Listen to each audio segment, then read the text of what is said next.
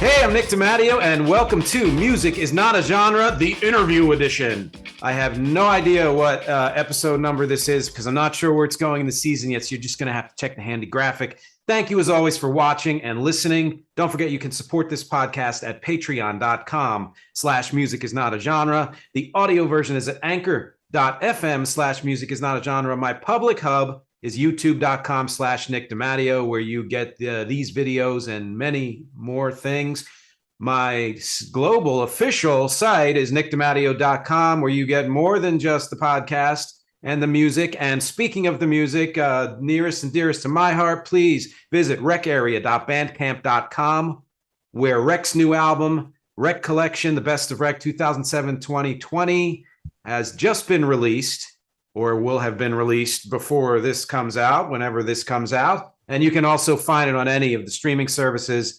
Plenty of ways to support here. But as always, the most important thing is that you are watching and listening right now. Thank you so much. My guest for this edition, somewhere in the high 20s for interviews, I don't remember which one, is Bob Adams. He is the director of instrumental music at Triton High School down in New Jersey, where I grew up. In 2021, his indoor percussion ensemble won the Atlantic Coast Championship. He is also an ordained minister of the Universal Life Church and has been to the North Pole. Bob, how are you today? I'm great, Nick. Boy, what an introduction. I like that. And I'm going to number this edition as pi. All right, is that good? Very good. Yes, let me make a note here. Yeah. Excuse me. Hi. Oh, right. great. Yeah, it's a pleasure to be here. I'm flattered that you asked me to do this, and I'm looking forward to finding out stuff about myself. Ooh, okay. The pressure's on me now to dig deep. Yeah, I'm very happy that you're here. So my first question, which is responded to at varying degrees of complexity, and this one I think might be a fun one, is how do we know each other? Ooh, okay. Well, let's see. Your father and my ex-mother-in-law are brother and sister. Yes. Okay, so that's like the official tie, and but more importantly is like the bond, the musical bond that since I met you and your dad. I'm not going to leave Dave out, but it was like the musical portion of it that drove me in. Sure. That they're both incredible musicians, and I've enjoyed the conversations and just the thirst for knowledge that has. It always happens at every Easter. It used to be Christmas Eve and then Easter's, and I just enjoyed that so much because I'd always walk away with more information, and it was just casual and fun and not boasting, just talking, and that's the big tie, I think. Yeah, I completely agree. I mean, we have groups of friends and family all over, and it's a lucky thing when you stumble upon one who has not just common interests, but interests that you're that passionate about. And that's that, we've known each other since the mid 80s, I guess. And, it's always been a pleasure to, whenever we did get together for holidays or elsewhere, to talk about music. And I find it interesting that our musical experiences are different, yet we still find the common ground where we can talk about pretty much anything. And along those lines, it kind of leads to my second question, which I ask everyone. I've known you for that long, but there are probably many things I don't know about you, especially in terms of your musical history prior to me knowing you. So can you tell everyone, however you interpret this question, your story? Okay, that's not in my notes. wait. Surprise! Yeah. Oh, that's good. Okay. Props. I like props. Well, let's see. My grew up in a musical family. My father was a musician, like always since from being a teenager. My mother also played the piano, and I later found out the trumpet too. But my father continued to play instrument. He took lessons. He used to he lived in Wildwood Crest, and he would get on the train and go up to Philly to take lessons. I don't remember with whom, but nonetheless, it must have been something. He was a much better musician than he let on. Like, he was very humble Oh, um, about his playing. And apparently at one point he was really good. He played in the Army band, not the president's own, but and he served in the Army during the Korean War. He saw combat time, nice. and which way actually became kind of a joke. It's like, but I'm here to play the clarinet. Yeah, right. Here's your bayonet. And I mean, it was his jokes. But anyway, he and continued to play. And then I think it fell off a little bit when, he met my mother and they had family. So he wasn't playing as often. And then I remember he was playing in some community bands, but he would just pick up and play. And then when he started playing in community bands regularly, once my younger brother became a bit more independent, then, I started to see more, because then we'd actually wind up being at the same, like, we would be in the same community band sometimes, which was fun. But he's down in the clarinet section, I'm all the way back in the trombone section, but still just the thrill of it, of being part of it. One of the coolest things though that ever did happen was that for a couple of years I directed the pit orchestra at Sterling High School for their musical, and I hired him. And it's like, if the book required, I forget, was it Anything Goes, or no, Girl Crazy, another great Gershwin musical. And I needed a sax player and a clarinet player, but I never really heard him play sax, but he said he did. So fortunately, it's like, he borrowed one from a colleague, and I heard him practicing. I was like, okay, this is like the best kept secret in the world, you know? So anyway, it was a real blast to be able to conduct my dad. Oh, And it was about 1986 or so, somewhere in that zone. And this is the last thing on that I thought was kind of neat, that when I first fast forward, I'm now a band director here at Triton, and I'm doing a piece of music, and it had this odd clarinet trill. And of course, the internet wasn't what it is now. So like, you had to go look at books actually to find some of this stuff. And I said, so I called him at work. And I said, Dad, it's like, you got a minute? Yeah. I said, how do you trill from high, I'm going to say D flat to E flat on a clarinet above the staff? And he pauses a minute and goes, oh, you're playing Jupiter, aren't you? oh, wow. Like, how'd you know that? He goes, well, that's in that piece, and it's always a difficult one unless somebody, so it's like it's an awkward trill, apparently not written by a clarinet player, because it's an orchestral transcription too. So into band. So anyway, I was like, that always sticks in my head. It's always a fun thing. So That's cool. I've had this influence in my life. My older brother is a very accomplished pianist, but he left the house when I was 12. No, yeah, 12. 12 he moved out. So up to that point, it's like I'd hear him practicing at home somewhat, and he played legitimate music too, and I would occasionally hear him play pop music and stuff, but he was very good, and he went on to have a career in that area. And since I had a younger brother, 10 years younger than me, I went up being like essentially the only child, because there were never all three of us were really grown-ups in the house at the same time, which was good, because then my parents left me alone, and I spent so much time listening to music, way more, because I just wanted to have my own, go in my room, put on my headphones, and my Cost Pro 4 AA with the liquid filled stuff, I was just so thrilled about it, and playing a lot of vinyl. And that background, I was always taking lessons from the time I had a great music education in elementary school. Our band director was also, his name's Pete Colangelo. He was the trumpet players on the Mike Douglas show. So he would chase us at jazz band. Let's go, let's get out of here. I got to be out of here by 3:15. I got a 4 o'clock downbeat. Let's go. And that's so funny is how many times like those words come out of my mouth and it sounds just like him. And then there was another guy came in, his name is Jim Riley, and he was a trombone player. And of course, that was awesome. So then he was my teacher through elementary school. And then I took private lessons to him all through high school.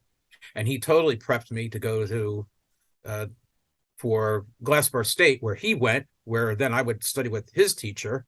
And that worked out real well. Even there was a space in between where I wasn't real thrilled about being a musician. I was going to be a bricklayer. Oh, Because my freshman and sophomore year, I didn't go to my regular high school, which was Sterling, and I went to what they called then Vokey, and it was hard to get into then, and it was a privilege to get there, and so I was doing bricklaying, had a blast. And still, I've made a lot of money even since then, built projects, and but then I realized it's like I wanted to be an architect, but then I realized I didn't have the math capacity. And I said, but that didn't happen until I went back to Sterling and go like, nah, that's not going to happen. And still playing all the time and being in the band back again. It's really what I enjoyed doing. And I decided to be a music major. So that was that. And I went then for 5 semesters at Glassboro State, which was, now Rowan University. And then I had, let's see, then I had the opportunity to travel with a USO band. I don't know if that's a different question or should I just keep rolling? Go for it. No, this is okay. great. So got done playing a jazz band. I'm halfway through my junior year because like now it's like I can almost smell graduation. Like but then a friend of mine who was graduating actually in that December, a good friend of mine, he was playing piano, and they came to hear him play at the jazz band concert. These people who were putting together this 8-piece show band that was going to do a European tour. And so I'm just standing there with him after the concert because we're going to go out, and he says, and this guy's talking to him, and he goes, "Yeah, Randy, you're great, man. It's like we really want you to join you. You think you can make that work?" It's like, well, we really would like, we need one more horn player, and we'd like to get another sax player. Like the guy who's the tenor, we need a tenor player, and I, because I was so not obnoxious, I just like chime right in and go, "How about a trombone?" Where I don't know where it came from. It just flew out of my mouth, and the guy looks at me and goes, "Yeah, that would work. Yeah, I like that." It's like because obviously a trombone player is a lot harder to find than saxophone players. Mm-hmm. So he said, "And here's one right here." He goes, "Are you interested?" I said, "Yeah, I'm interested." He goes, Can we go play a duet just to see like how you and I sound together?" I'm like, "Yeah, it's like 9 o'clock at night after a sound check and a concert, but what the heck, right?" So I go in, we play. He goes, I'm good. I said, "Let me just check with my parents, see what's going on." And then next thing you know, I'm not going back to school in January. My parents were not happy. Because at that point, nobody in my family graduated college. Right. My older brother only went 1 year and he was done because he went on the road. Now they've invested now 5 semesters in me. And, they see, and, it's like, and my skill levels were a bit less. So the big picture. So it's like, oh, okay. So they were not happy about that situation. So I did it anyway. So I toured, rehearsed with them January, February, March, while keeping a part-time job. And then April took off and then spent 7 weeks in Germany and 2 weeks in Iceland, which was fabulous. Whoa. Came back back again. This is for the department, the USO, which is part of the Department of Defense. And we played in military installations throughout southern Germany for the most part. And then in Iceland, there's a big, gigantic base there. And Iceland is beautiful. Greenland's a chunk of ice. Just right. Right. That story, right? Yeah. So that the area it's Bavaria has a lot of American occupation in it. So that was wonderful. We got to play anywhere from a garage with 12 people into a small stadium, with a couple of thousand. And most of the time, though, it was in auditoriums with a couple of hundred. And we would park ourselves somewhere and then make day trips out, then have a travel day to go to another city and then do day trips out of it. And it was a wonderful, wonderful way to experience Germany, and be cared for because we were somewhat celebrities because we were the entertainment. We hardly ever had to carry anything. They would fight over who's going to carry our stuff. It was like, no, I got it. cool, dude. I got my horn. You can do everything else. And they were very, very helpful, and it was a wonderful experience. Wow. Yeah. So, and then it's like, it was kind of like nothing going on this summer. Went back to selling shoes a month ago, other things. Then the same band on a non-military tour, we took did a month in Alabama and a month in Michigan, playing in a hotel, and that was fun. And swimming in a pool on Saturday, snowmobiling on Wednesday. Literally. But anyway, so again, seeing the country again, traveling, being independent, saving the money. And then we did a 2 weeks in Greenland, then left the day after Christmas the following year, which would have been still 1981 going into 82. And that was a blast. Just, it's dark all the time, and it's a city, it's an entire city, and for entertainment they take the 2.5-ton trucks out and do donuts on the ice. I go, isn't this dangerous? Why? It's a mile thick. It's like, oh, okay. Yeah. But that's just kind of the fun stuff. Wow. And that band that was preparing for then a Pacific tour, which would have been Hawaii, Philippines, Guam, and Japan. And at that point I left because I was getting tired of being on the road, but then that tour was canceled, so I didn't feel so bad. And those folks went on to do other things too in different capacities. I had the great fortune to work with some really fine musicians, and they would all I did was play my horn, sing some tunes, and write, essentially. So I went from being like an average, mediocre college music major to being at the top of the heap, because I had that year and a half to grow up. So I was like, oh yeah, okay, whatever, and then people graduated too and made some room, so it was kind of nice. So, but nonetheless, though, I understood the concept of what somebody saying, like, well, you need to know this because, and that's like, I went back going like, I know I need to know this, so let me buckle down, Right? Because I could play. That burden was lightened a little bit because my chops were together. And my maturity had gone up. So that was that.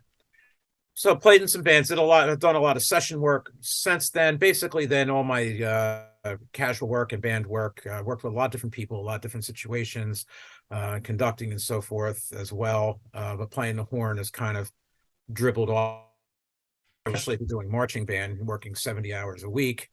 Plus in the fall, it's like there's no time for that. So that kind of went away. So I don't play a lot anymore, but I'm planning on getting back to that. Yeah. So, okay. wow. No, that was great. Geez, yeah. And it's just like I said, there's so much I didn't know. And that's actually, it's fascinating. I didn't know that you had toured that much in all the exotic places that you went to. And that's just the trombone stuff, because then I had opportunities to, while I was doing my certification and then going into graduate school, they had this thing down at Rowing or Glassboro State called the Hollybush Festival. Okay. And it was literally international. I mean, they brought in a lot of heavyweight people to do these full-fledged opera productions. And I did 4 of them there, that I auditioned for the chorus. Because actually at that point, they had their trombones were taken care of. And the days I was there, it was actually I went up being in the concert choir, which I thought was a nice compliment to my musicianship. And then I started studying privately too, which they loved. The people that I was working with, was a husband and wife team, because I could read, I could breathe, I had, my intonation was good, but I didn't have any bad habits of singing because I didn't have any habits at all. I just applied my trombone playing to it. So they were like, a kid in a candy shop, and it's like, so I was like their experiment for a little while, because at that point I was 27. So my voice had gotten, a little bit more mature. Sure. And then getting the training of singing in these opera choruses was a blast. Culminating, I did Carmelina Burana 3 times. One time it was staged. Wow. A couple of different ones. Tosca, I had to lay on the floor as a prisoner. That was great. Got paid well for it. Kind of laying there going like, wow, look at that guy. He's from the Met, and look at him go. But probably one of the coolest things was a rare staging of Prokofiev's The Love for Three Oranges. Oh, yeah. And it was done in the original Russian, because it's also commonly done in French, which I would have bailed on in a heartbeat. Yeah. So but the Russian was, and they taught us enough Russian to like need to know Russian, So I mean, I couldn't remember a single word, but I knew the gist of what we were saying. That was about it. And they taught us to do it, and we sang it in Russian. Memorizing it was a bit of tough, Mm, but because a lot of stuff doesn't even translate directly, which made it a little bit more it was transliterated because you're dealing with different alphabet and everything else. But they took care of us because nobody was fluent in Russian by any means. mm. And all the leads were big deal people from the Met and other parts of the country. And it was the conductor was from Romania, and the director was from Russia, and they would like scream at each other like about what to do and how to do it. And they're like this because we don't know what they're saying, Mhm. and somebody Right. else, no, it was a blast with like 53 people in the orchestra, which in the pit is like Oh, nuts, yeah. and that was a real hoot. That was an incredible experience. I'm so grateful for. So that's come into play, my singing stuff too, because when I started teaching middle school, I was doing general vocal, not Okay. as a band director. So that worked. And, I had some vocal training also from the concert choir. So that was that. So You're a anyway, baritone or? yes. Yeah. Okay.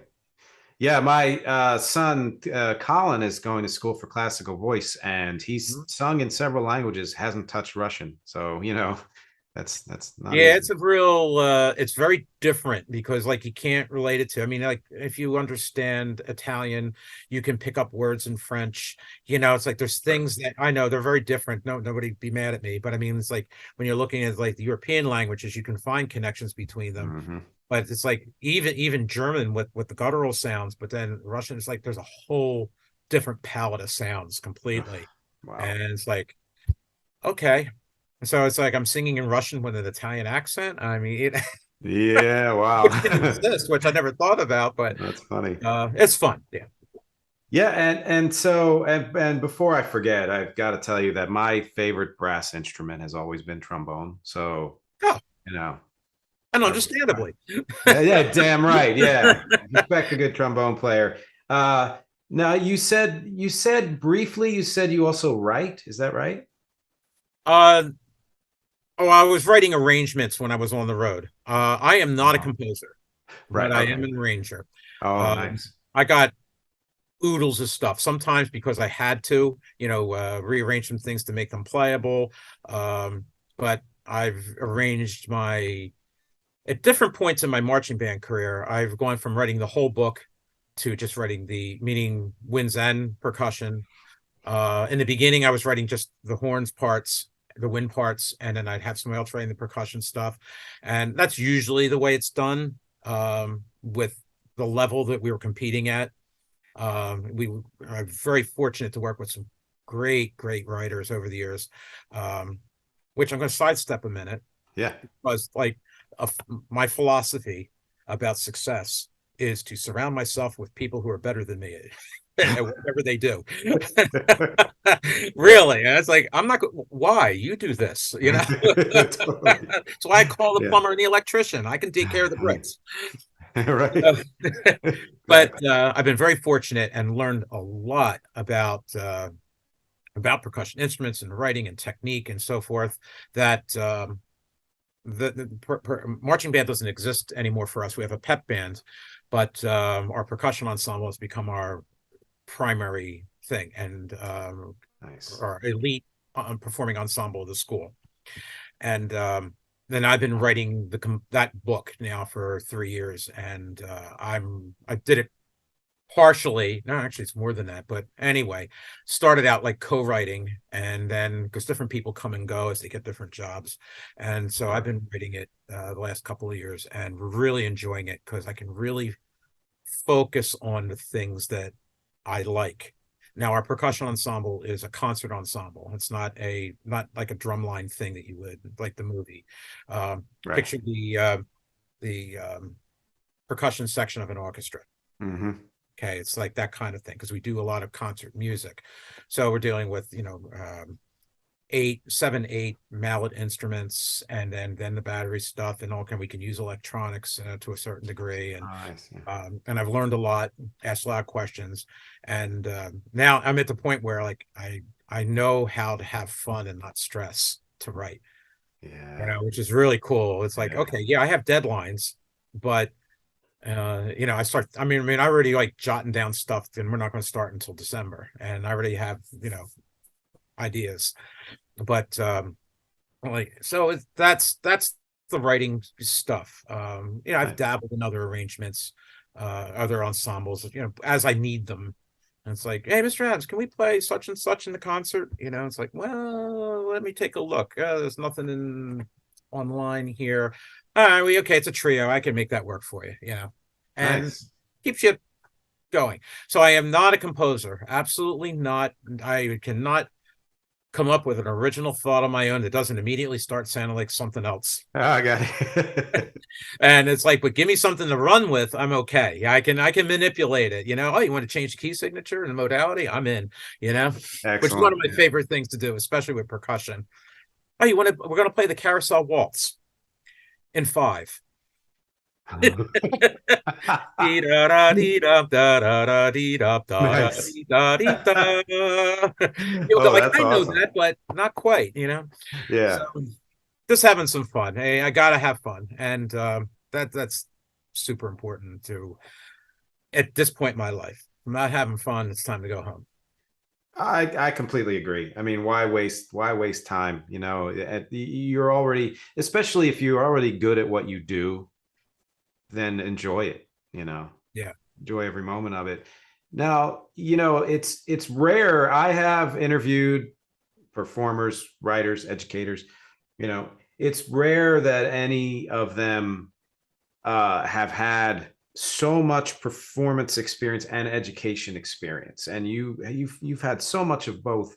What was it that uh, you know struck the match for you as far as becoming like a lifelong educator? I was substitute teaching uh since I had my 60 credits. That would have been like 1980. So a lot of times, it's like I didn't have classes on Friday, so I'd make myself available to substitute, because I always had my night job usually was in retail, or Mhm. bartending. I suppose that's retail. Uh, but anyway, um, that I was substitute teaching, and it was always cool to get a music teacher's position. Yeah. Especially if I was going into, like, I was a handful of schools that I was doing it in, and I knew the teachers, and they would give me latitude. It's like, instead of giving out this crossword puzzle, why don't you rehearse this? Are you good with that? If there was a note there, knowing it might be me. Yeah. And that was cool. But then I was actually just finishing up music directing The Sound of Music, which is the first time I was a music director for a musical, like the whole soup to nuts, like teaching all the vocal parts, contracting the pit, conducting the shows, the whole 9 yards. Mhm. Mhm. And which I had a blast. And it was, again, I had some kids that were just amazing. So this is 1985 at Sterling. And I had just finished that and closed it. And like, I got called into sub for the band director. Like, cool. Um, within, by the next day, they asked, he was let go. And yeah, they had to fire the guy. But he they asked me, said, do you want to be do you want to sub for band to the end of the year? Now I was already having fun. Like, I knew some of the students from doing the musical. I went to school there, so I knew my coworker and I knew people there. And I'm like, yeah. And then I thought about it and went, well, no, I won't be the sub, but I'll be the interim band director. And Mm. he goes, and the principal slash superintendent looks at me and goes, what do you mean? I go, well, if I'm the sub, I'm only going to get sub pay, right? And Uh, you want me to run the program. You have a trip lined up.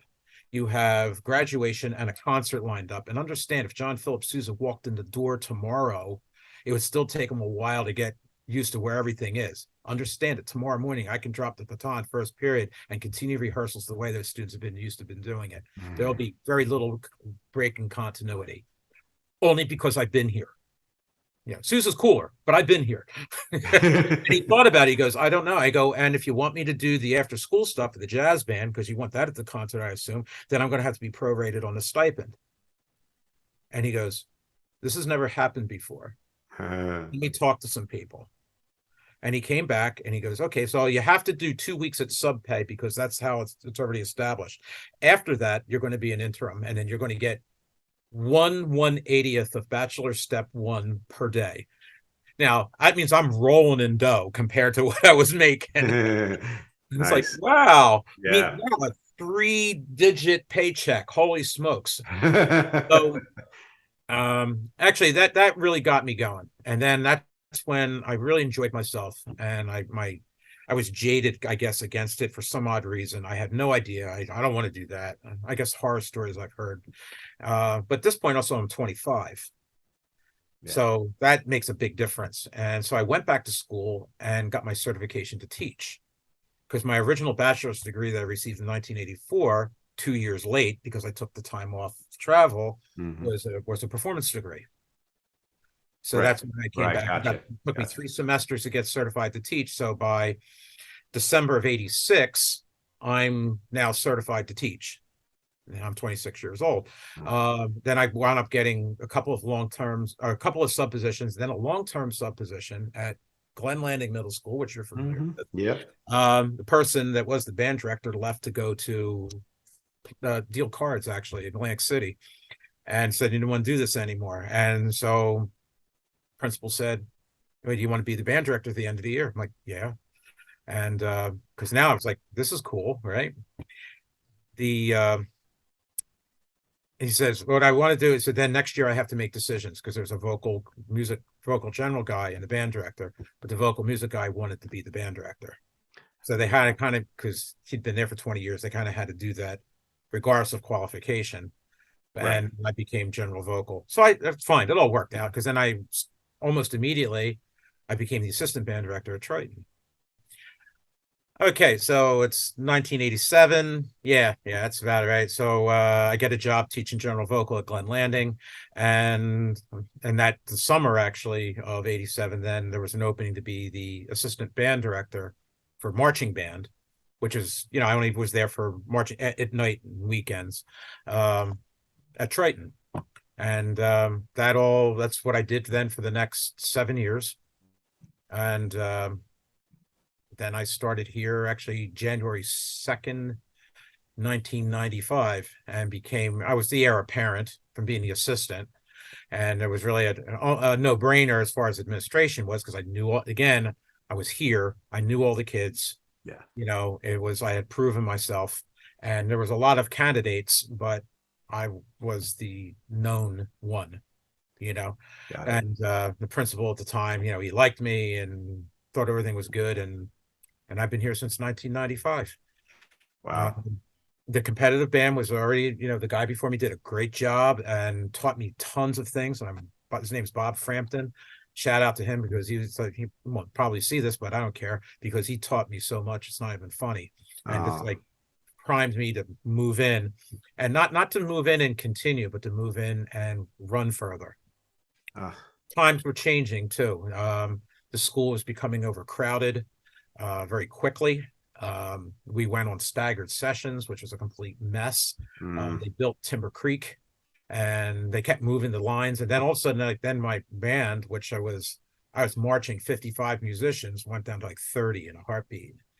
And numbers stabilized a little bit, and then they go down and down and down. And then finally, it got to the point, we won an Atlantic Coast Championship in 2001, which was mind-boggling for us. And I guess about 7 South Jersey championships or so. And then the numbers kind of plateaued. They were okay for a while, and they started to go down a little bit more. And just because of the times, and moving the boundary lines again, who goes to what school. Got it. Still squeezed another Atlantic Coast Championship out in 2011, and then it was diminishing. I mean, we're still staying in top 10 all the time, but Wow. it just was diminishing and diminishing the numbers, and it became a little bit harder. And finally, got to the point where the current principal, who I adore, she's wonderful. She just so supportive. Melissa Hmm. Shepard's her name. And if I get $1, okay. But it's true. Like, she gets it, and I'm glad that her wisdom was like, look, you're shoveling sand against the tide here. My words, not hers. But Hmm. it's like, and I just needed to shove, because it was getting to the point where even if the band was spectacular, there's not enough people in the field to generate effect. Got That's it. how the judging system works. I mean, like, I they see. can't help that. I mean, they take it into consideration, but it's just part of the how things work.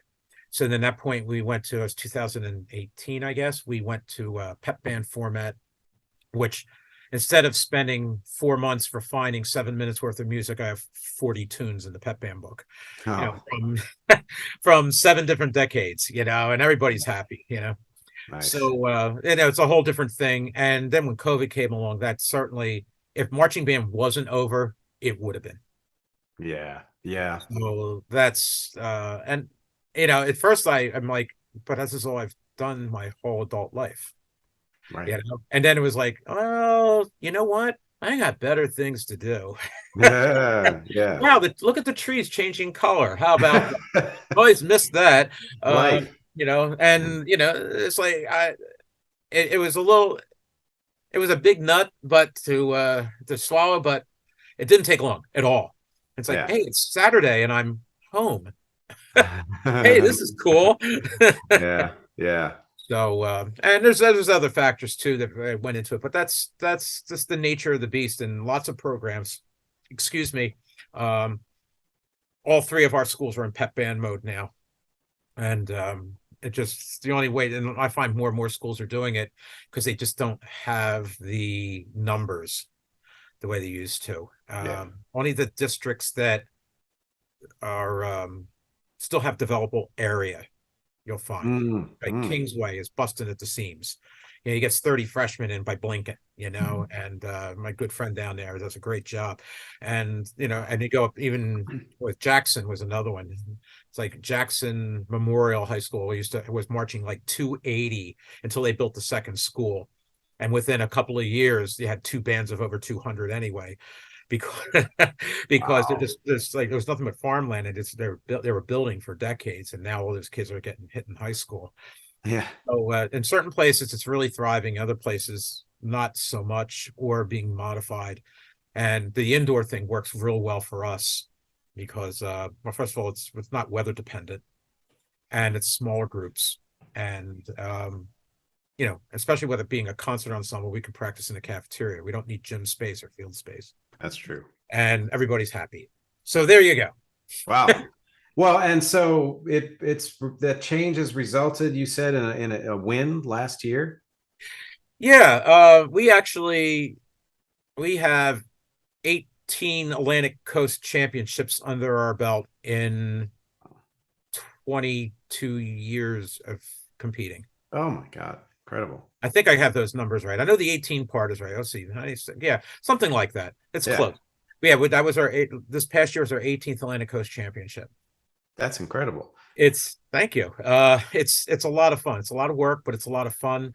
And half of it is just having the kids buy in and commit, which Yeah. is getting tougher because of commitment time.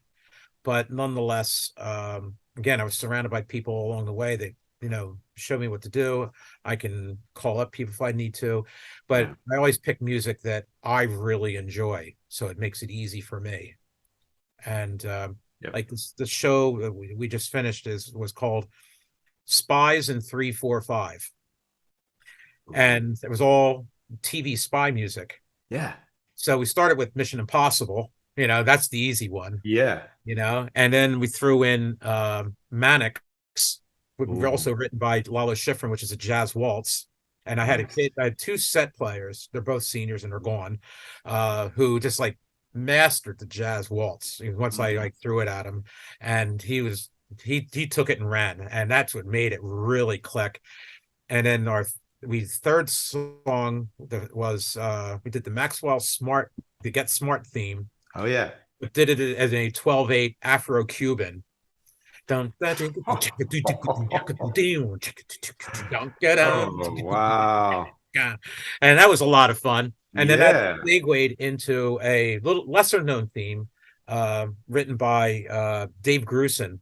The show was called The Name of the Game, Oh and yeah. it's in a fast 7. Oh, nice. So everything was odd meters.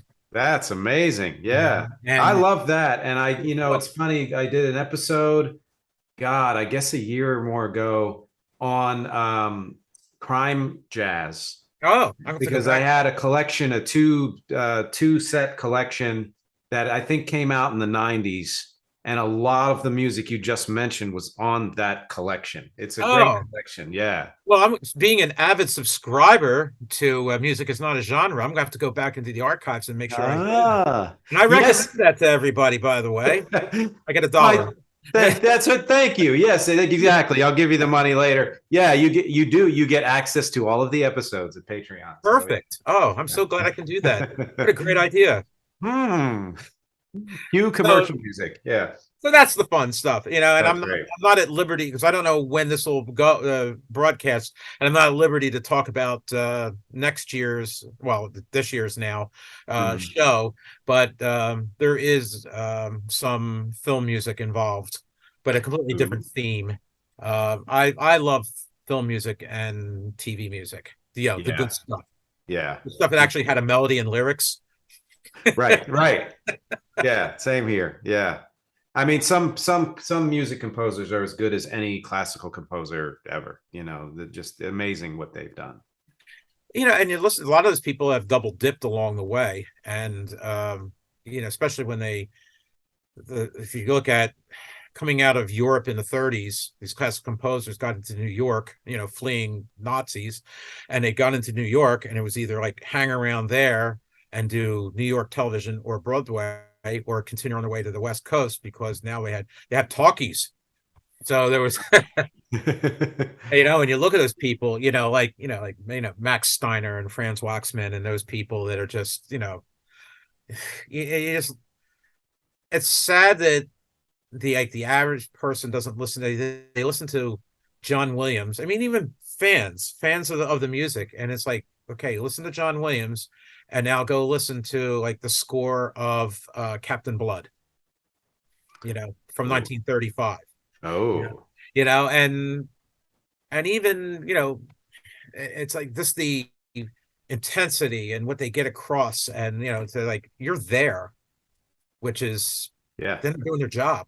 They can make you feel like you're there at that moment and evoke an emotion. It's like they're doing their job, even if it's an incidental music. yeah.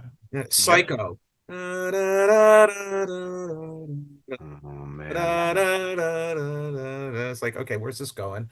I know she's driving in the car. We don't know where she's going. Oh, the music isn't going anywhere. It's Oh, meandering, and right, it's like, I right. love that. I just love that stuff. God, yeah, that's beautiful. I guess I mean, yeah, John Williams. The film composer I always name check when I talk about them is Elmer Bernstein. Oh yeah, Yeah, absolutely. Love yeah. him. Um, Michael Giacchino from The Incredibles and a ton of other Okay, stuff now. okay, I yeah, love listening to him too. He's got more of a genre thing going on, but nonetheless, I mean, his music is just so action packed, and yeah. he does some great stuff. Um, and you know what? There's the guy. His name slips my mind right now, but he's really getting out there. He's the guy that did the theme to Yellowstone. I should have written that down because Shoot, see, yeah, yeah, Lynn something, I think his name is. He did some movies before. I had no idea, but like when Yellowstone, and then this partner series 1883, and it's not, he does other things too, but he's got some real interesting takes on creating mood and Mm. using instruments that like you wouldn't, for effect that you wouldn't think belong in that time period. which is Ooh, kind of neat. yeah, I really like yeah. that. And that's the kind of stuff that I like doing at my percussion ensemble. It's like, okay, we're going to take the bass bow and we're going to use it on the vibraphone or the cymbals or the crotales to create that ethereal sound. And Nice.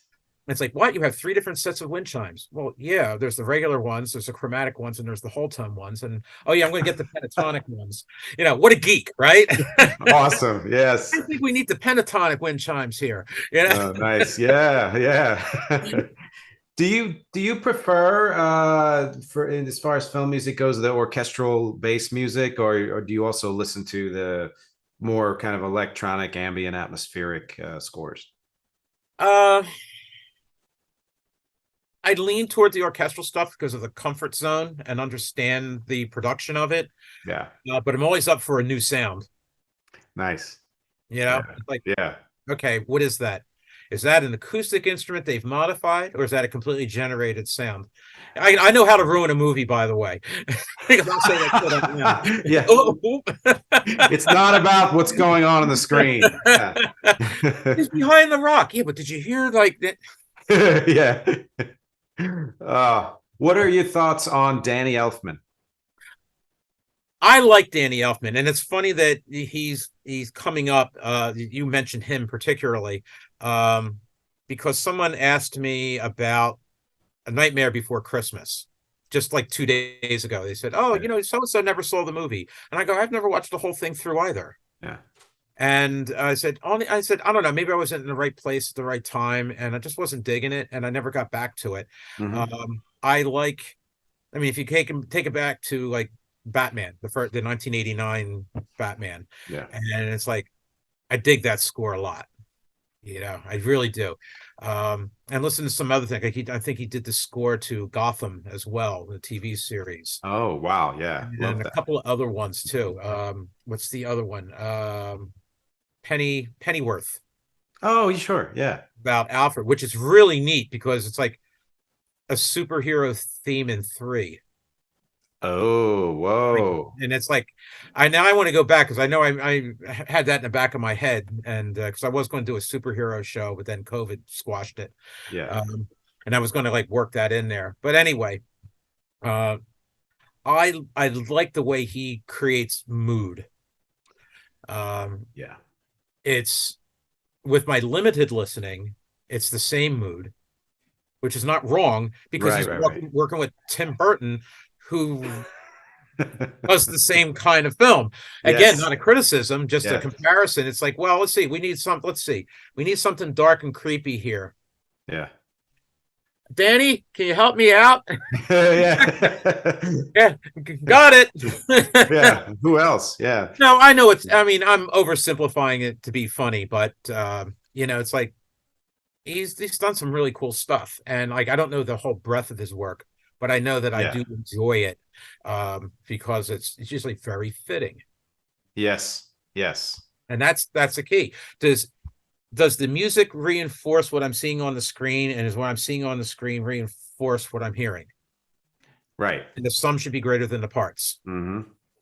Totally true. Yeah. And the same thing is like that's the way like competitive marching band is kind of done too. It's like, am I seeing the sound? Am I hearing the movement? They call it visual Oh, musicality. When you're dealing with wow. the upper echelon, let's say the more competitive bands is probably a better way to say it. Okay. And it's like that becomes then the challenge. That defines the top five from the other 90 sometimes. So that's like choreography for the band then, or? The movement on the field. Yeah. Does it Okay. make sense? You have a flowing melody. Why do you have this beautiful soaring melody? Why are there boxes? You know, Yeah. Yeah. and it's like, I mean, that's over simplification, but it gets way more than that. And that's when I would call, Wow. I never wrote drill. I have no clue. I would have an idea, and most of the time was like, yeah, okay, well, we'll get back to you on that. Oh, got it. Yeah. But it would go the other way too. We really want to create a hit here. Can you make a musical hit here when this form comes into place? I mean, I'm being silly before, but it's like there's a lot of back and forth to modify both things. Oh, I need 12 counts, not 8 counts to get to this set. What can you do? Nice. Yeah. Yeah. I see what you mean. Yeah. You Same got to idea. hit your mark. Yeah. Yeah. Mhm. Now, you mentioned before that a lot of schools have been struggling with, staffing or, Mhm. populating the bands. And do you think that's largely because of new schools opening and redistricting, or does it have to do with budget, or what are the factors there? All the above. I mean, Yeah. there's and 10 more. Eh, Um, there are less people coming out of, I would say, less people going into the career of education, the profession of education. mhm. It's the numbers are down. Yeah. Why is a whole nother conversation. Right. And even then, it's like when you look at like, okay, we had our vocal teacher. I'm pointing to where she has her room. Uh, Nice. she Yeah. she's Context. not on maternity, so we wanted to get a long-term sub. Figure, wow, what a great opportunity for somebody who wants to get their feet wet. Yeah. Only two qualified people applied, and they both then, after they were actually approved, bailed because then they got full-time jobs. Hmm. So I picked up an extra guitar class. And our math teacher, who's also my assistant, who's a marvelous musician, Canadian trained. He's an engineer and teaches AP Calc and Stat, Oof. and diddles around by playing Beethoven sonatas and directing our select choir. Oh, whoa. I'm blessed, and he's got percussion chops. Yeah. God. So like, and Incredible. and he's in the building, which has always been a problem. I had a staff of 10 people once, and during my heyday, and none of them worked in the building, and Right. I couldn't have rehearsals until 5:30 at night when they left their jobs and came here. Yeah. So none of that Yeah. anymore. Everything's, but anyway, Oof. there's a shortage of people. There's a shortage of, even greater shortage of qualified people, Mhm. which could be a whole bunch of things, when you look Mhm. at pay and everything. But at the same time, I think a lot of the education problems lie in there's so much extra stuff you have to do, even to graduate with an education degree. Yeah. It's just you're bombarded with things that are required and you do need to know now, but it's really got to be 5 years. I Yep. mean, like I had the luxury of having extra time and only doing the education stuff. Like when I went back for certification and had all the other stuff out of the way, it's like, why do I need reading and content area? But I never had a special education class, even though my first job had everybody was mainstreamed and I wasn't allowed to know who they were because of the state rules at the time. Right. And I literally had a kid reading on a high school level sitting next to a kid, and I remember their faces. A Mhm. kid who could barely write his name legibly, and this Oh, would be wow. seventh grade. Oh, Okay. oh boy. And I wasn't allowed to know. And I wasn't allowed to mark my book. And I had to have a secret list, or else I was in defiance of state law. And I went to the special ed teachers and go, like, I gotta know. Because like Yeah. I gotta know what's going on. And I leveled the playing field by doing individual projects. And I would go to Mm, the teachers and nice. say, okay, is this good for Susie? And they go like that, yeah. And it's like, and we'll work with that, gives us something, a project to do with Susie as well. And as long as did they do their best? Yeah. So I gave them 100, right? Because I Yeah. don't know what Susie's capable of doing. And the special ed department was more than happy, especially the self-contained special ed, was more than happy to work with me on that. And Nice. and everybody complained about the why do I have to do a report in music class? It's prep time for real teachers. Come on. And yeah, really, I heard Yeah. that once. And the good part was most people embraced it, and but a lot of people didn't. And then they started even complaining to the administration. So then I remember doing that for a couple of years, and then they got this new assistant superintendent who said, the way we can help students is by giving them individual projects so we can truly assess their abilities. And all of a sudden, it was a wonderful idea. And it's like, Oh. can I have her pay? Like, I've been doing this for 3 years now. Yeah. Yeah. But I mean, to me, it just made sense. I wasn't trying to make a point. And it's like, it's like, why do I have blank papers coming back on simple questions, that we've Right. talked, like, and I'll tell you the truth, I'm teaching music appreciation right now the same way I did in middle school. I'm Wow. teaching, with the exception of my AP music theory class, and a couple of kids in my band class, I'm teaching middle school. And everybody, and we were talking about that this morning. Ah, And it's gee. filtering up because we were at Camden County College. I'm walking around. I'm not only looking at the people, but their behaviors, and it's high school. Ah, interesting. Wow. And that's not a slam, it's just an observation. Yeah, yeah. Like, Well, how about that? Of course, if we're teaching middle school, then you go to college and they're finally in high school. Not everybody. It was just a very general observation. But in my classes, I'm teaching the same content about instruments right now that I did to sixth graders. And I have people mm, still failing tests, quizzes, spell guitar. wow. Yeah. Yeah, and then there's like six of them that have an educational plan says you can't count spelling. And that's the stuff that teachers weren't I wasn't taught that Sure. is realistic, about teaching. And I should have had like three more classes about day-to-day stuff, but it wasn't the law then. And now it Yes, is. things change so much, and I mean, there's a whole other podcast just talking about the state of education and how hard it is for teachers and all of that. And my daughter is, well, I guess like you said, in her fifth year. She graduated undergrad for education and is now in a 1 year, but it's a 12-month grad program to finish out that education and ESL, I believe. Great. So from this July to next June, and then she'll be certified, ready to go, and probably placed in a school down in DC where she's learning. Mm-hmm. But it's, she's a teacher. My wife's sister was a teacher for years. Another good old friend of mine switched to teaching about a decade ago from what he was doing. And all of them say the same thing, just all of the difficulties you go through. I know so many teachers who talk about that. Yeah, the language barriers are tough, and depending on where you are. I mean, we have, an ESL program here. There's 13 different languages being spoken in our building.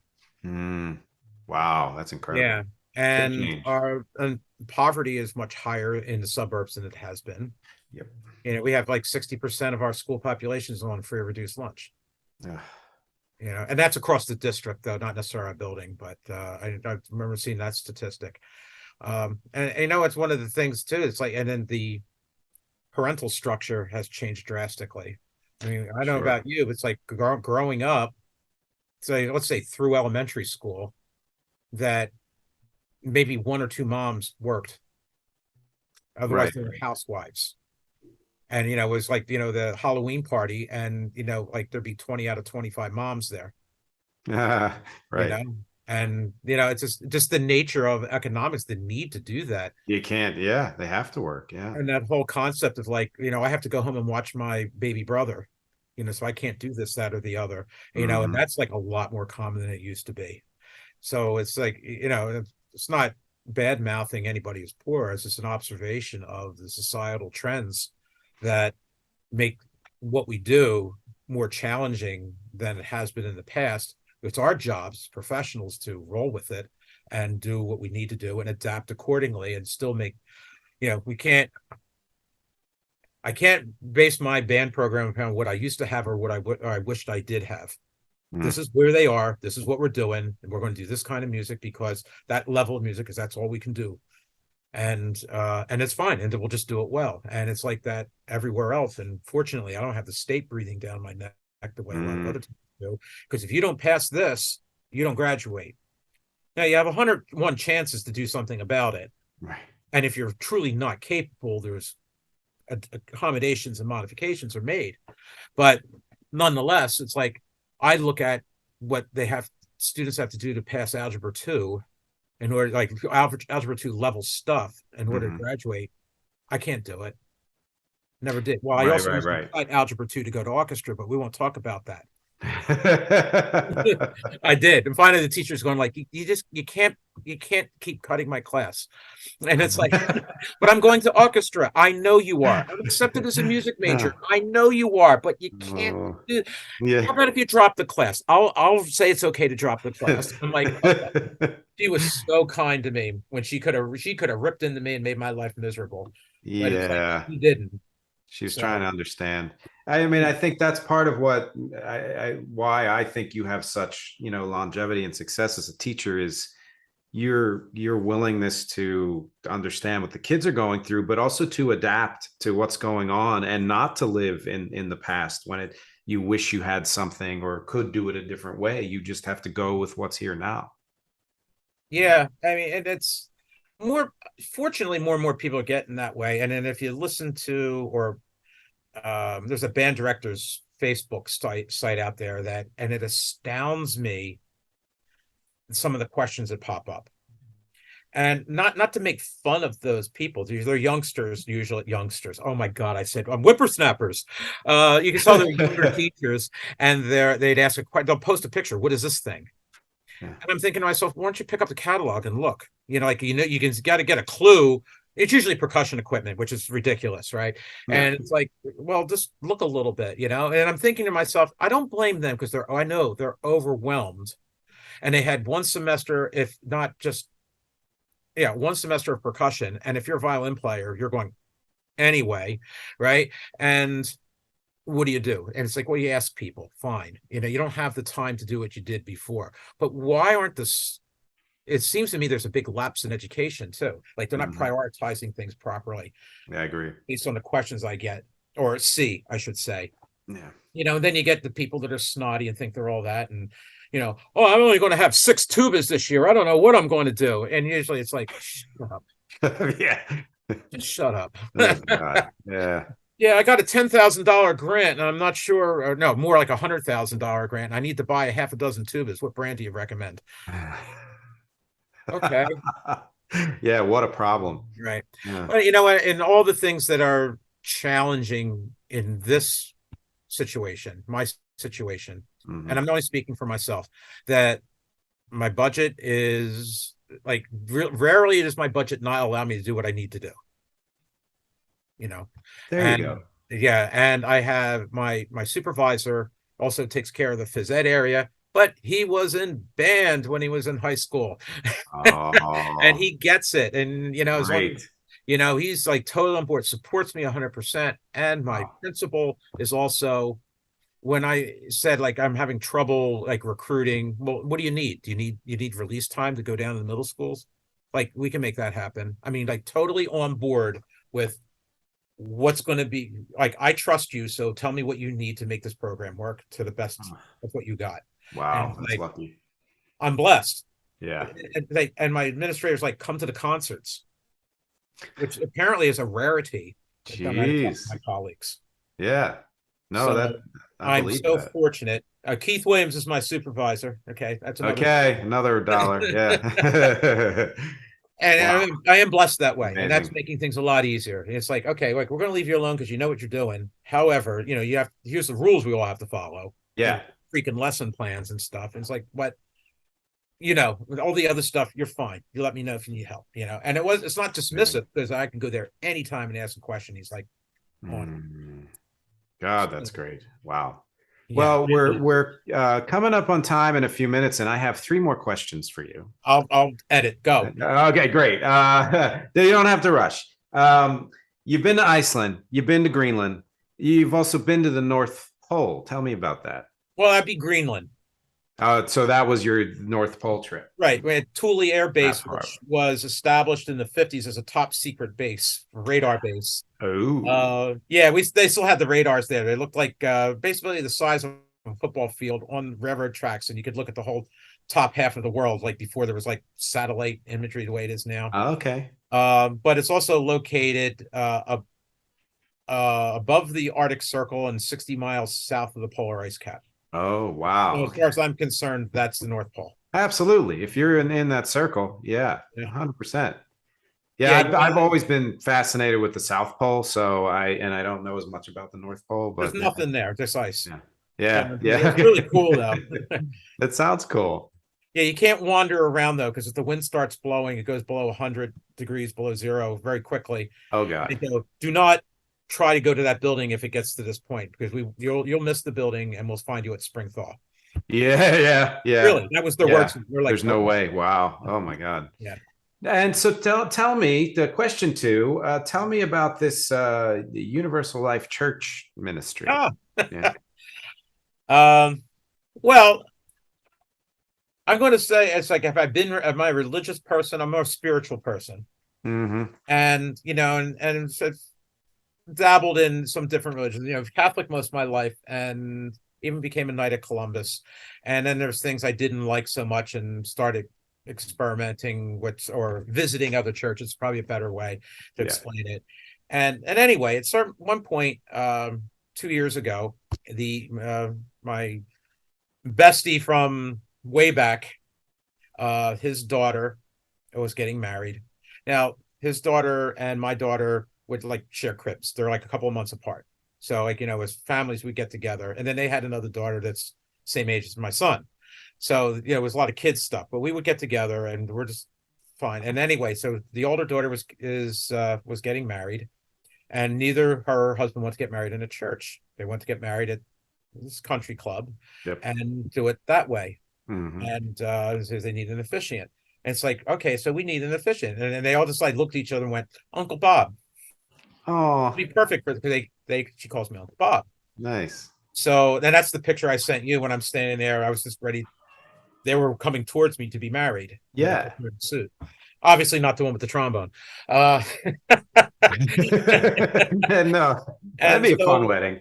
I went online and asked. I knew some other people who had done some online ordinations, and I found that's the one that like I liked the most. And they were, and so I did it, and then did the reading, and took it seriously to be prepared, and I married them, and which made me really happy. And it's like, um, I got to do.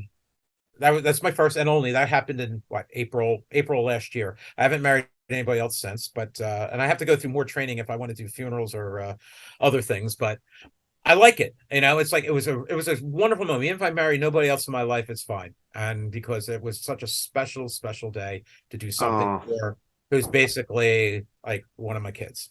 oh, that's amazing. Yeah. My Catherine and I just got married in November, and we got, I don't, she was from a different church, but it was the same kind of thing, like non-denominational. And Did I know that?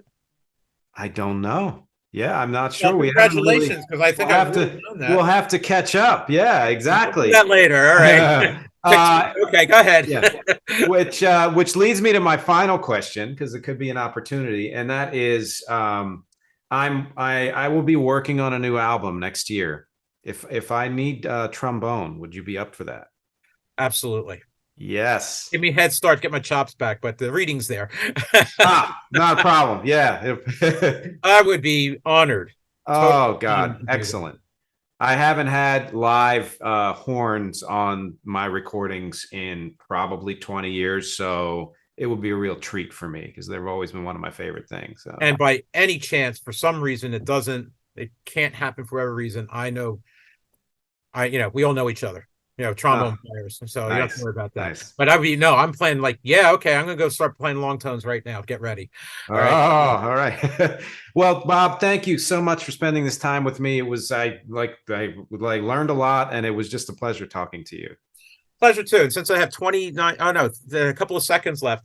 So I'm Yes, not you going to do. plug the book that I don't have written yet, but you notice there's stuff on there about firefighting. I'm writing a book. Yeah. But believe it or not, actually kind of falls into the same circles as band. I'll tell you why. Because it's funny you should ask. If you look at the history of volunteer firefight or firefighting, that was mostly volunteer in southern New Jersey, and that's what the book is about. And that it's a reflection of the society and what people were doing and how they lived and how they entertained themselves and all the things attached to the whole society, which bands did. And tons of fire departments had bands and community bands because there wasn't Little League yet. Everybody played in a band. And then actually that went on to drum and bugle corps. But nonetheless, though, it's still a reflection of like what was going on in our towns 125, 130 years ago. And I Wow. find that fascinating. And even though my book is mostly about the equipment and not the social history, but obviously it's included, Sure. that when you look at the fact that Mount Holly has the oldest fire department in the United States, Burlington County. Wow. Haddonfield is number 2, and Woodbury's not far behind from the Revolutionary War times. So Incredible. there's a whole bunch of history that is fascinating. I would love that book. And certain companies have this history, and all you have to do is get these, worse than me, you get these old guys talking and they just babble. Yeah. I just stand with my recorder and they go, and it's like, well, we got the horseshoeing bills here somewhere. Literally. Amazing. So that's fascinating. When you have it written, let me know, because I'll be the first one to get it for sure. Okay, it'll be 8 years from now at least, because I got 5 more before I retire, and then I can good. Yeah, I'll be ready by then. Yeah, I'll be all caught up. Thanks again for talking. Absolutely. And thank you to everyone out there for listening and watching. As always, my objectives here are music, conversation, and connection. I will talk to you next week. Thank you. Take care. Take care.